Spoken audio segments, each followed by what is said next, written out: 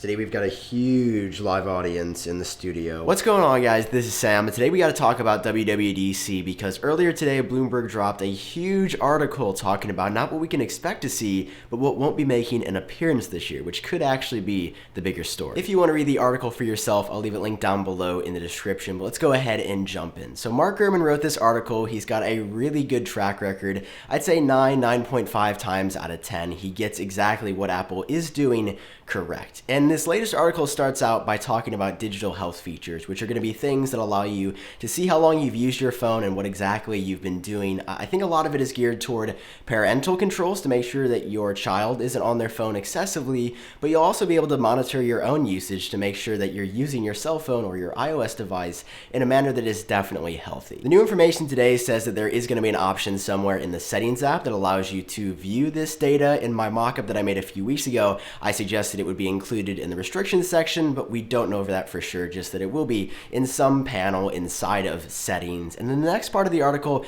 talks about ARKit. Apparently ARKit 2.0 will be announced at WWDC 2018. Back in March or April when iOS 11.3 was released, we saw ARKit 1.5, which had support for vertical surfaces. At WWDC this year, there's going to be a reported huge ARKit upgrade, and this is something that I'm just genuinely not that excited about. I was so excited for AR last year with iOS 11. I made some videos that ended up doing pretty well. Like, there seemed to be a lot of interest in AR, but I realized when I started extensively using it, a lot of it was just inaccurate. ARKit 1.0 wasn't that great.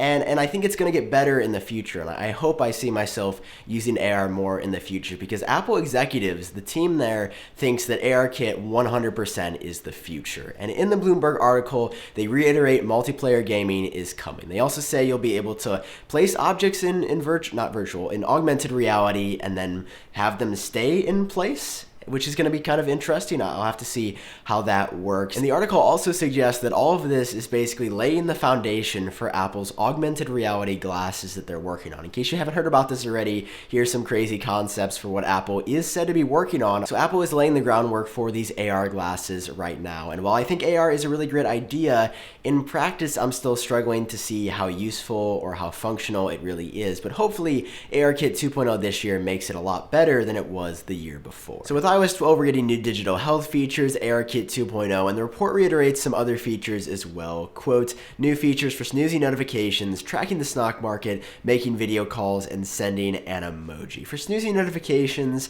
I think Do Not Disturb is really great right now, but the controls will probably get a little bit more detailed, a little bit more granular with iOS 12. The stock app tracking, we've heard from Bloomberg in the past that a new version of the Stocks app is coming, so we don't know what that's going to look like or if there will be new functionality there, but a new version is reportedly going to be coming this year to iOS. Making video calls, I really hope that means group FaceTime. My only thing with that is that I think if group FaceTime was coming, the report would probably outline that. I've wanted group FaceTime forever. It was part of our iOS 12 concept that we made, and I just want to see it at this point. FaceTime has been one-on-one for too long, so hopefully video calling improvements means group FaceTime, but it doesn't say that, so we don't know just yet. And then finally, animojis. We're hearing you'll be able to use animojis in FaceTime, maybe put them over your face, and that new animoji characters and a new Animoji selector is coming to iOS 12. And we've heard all this in the past. The report is simply reiterating this. I think that just means that these are the features we're seeing in iOS 12, and unfortunately, there's not going to be much more than this. Like, I really hope there's a ton of new stuff to take a look at. I hope it's one of the biggest upgrades ever, but nothing is indicating that. Once again, I think iOS 12 is legitimately just going to be a small upgrade, and that's going to be the story for iOS in 2018. And once again, as Bloomberg had reported in the past, the big home screen upgrade is once again not coming in iOS 12. It was initially planned to be here, but because Apple is focusing on a smaller upgrade with stability and performance in mind this year, the home screen was pushed back to at least next year with iOS 13. Honestly, a lot of this is not the best news, but it's also stuff that we've heard already. However, the report goes on to talk about macOS 10.14, says it's going to be more deeply integrated with iOS, which sounds really cool. I'm excited to see that. And the number one feature I was looking forward to this year, cross-platform apps, is actually now said to be only debuting at the earliest this year. Gurman in his previous reports for iOS 12, for iOS 13 had suggested that that was going to be the one really big feature coming to iOS 12 this year. But now he's saying, quote, as early as this year, end quote. So I'm really hoping that we see that feature because it sounds really cool. That would be a pretty big feature if it does come to iOS 12 and macOS 10.14. That was also one of the first rumors for iOS 12. I think the first rumor that we heard for iOS 12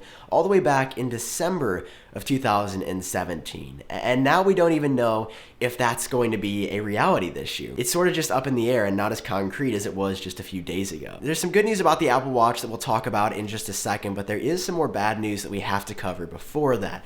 MacBook Pro, MacBook 12-inch, and the MacBook Air successor, the new laptop that we've been hearing about that Apple's working on, none of that is coming at this year's WWDC. An iMac is not referenced.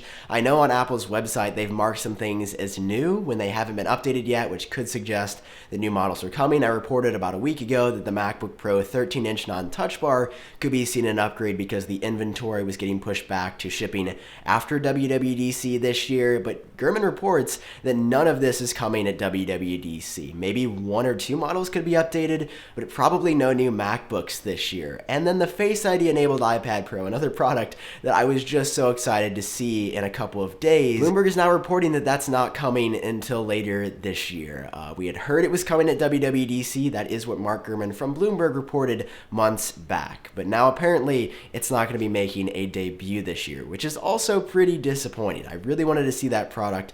The renders for it look amazing, but Apple is apparently just not ready to ship it yet. I mean, I'm sure Apple's making the right call on all of this. Obviously, these products probably aren't ready to come to market, so they're doing the right thing. But from a consumer's point of view, it's definitely disappointing that we have to wait a little bit longer for new MacBooks and for this new Face ID iPad Pro. So that's pretty much all the bad news, but there is some more good news to close out the video. If you've been in the market for a new Apple Watch, you'll have to wait probably until September or October of this year. The new watch is not coming at WWDC, but Bloomberg reports that it's going to have a larger edge-to-edge display. Now that makes me question how this is going to look because the display on the Apple Watch already appears to be edge to edge, so it will reportedly be getting a little bit bigger. But the good news here is that the bands from the current Apple Watch, the Series 0, 1, 2, and 3, are said to work on this new Apple Watch. I was really concerned, okay, we're getting a new design, maybe the body gets a little bit bigger. What about all the bands I own? I only own 2 or 3 bands, so it wouldn't be that big of a deal, but I also know that there are people out there that own 5, 10 bands, and if they spent all that money on bands for the Apple Watch,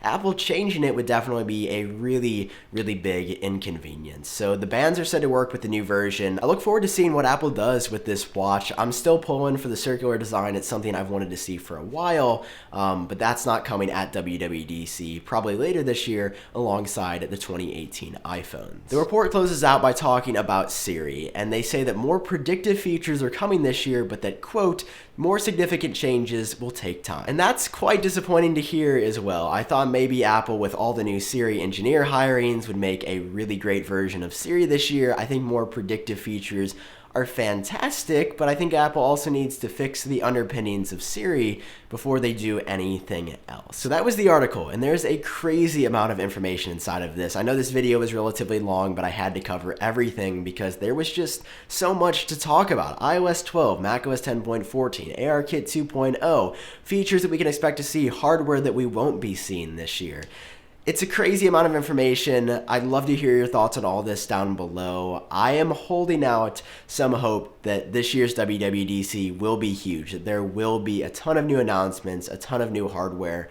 However, and being realistic here, it's not looking like that's going to be the case. I was going to close the video there, but I forgot there's something else that I want to show you that I think is super cool. 9to5Mac has discovered a new Pride watch face inside of watchOS 4.3.1. And as of right now, it's technically not available, but there's a way you can get this watch face right now on any Apple Watch on watchOS 4.3.1, which is the latest update that came out alongside iOS 11.4. What you do is change the time time on your iPhone, so turn off setting time automatically to June 5th or 6th or 7th, literally any day after June 4th when WWDC is taking place this year, and then you can go ahead and enable the Pride watch face. It's really bright, there's a ton of colors here, but my favorite part about it is definitely the animation. It's just really unique, and the little lines like wave back and forth really quickly, really cool. So if you get the Apple Watch face on your watch, let me know what you think of it down below in the comments section. Regardless of what Apple does announce though, I will be sure to cover it here on my channel on June 4th when WWDC 2018 takes place. So if you enjoyed this video, drop a like, and of course hit subscribe so you don't miss out on any of my future videos. If you want to help support the channel, make future videos like this one possible, you can head over to patreon.com/update and donate there. That would be absolutely amazing. Or buy a shirt like the one I'm wearing right now at shop.iupdateos.com. I've been Sam. I hope all of you are doing great, and I'll talk to you in my next video.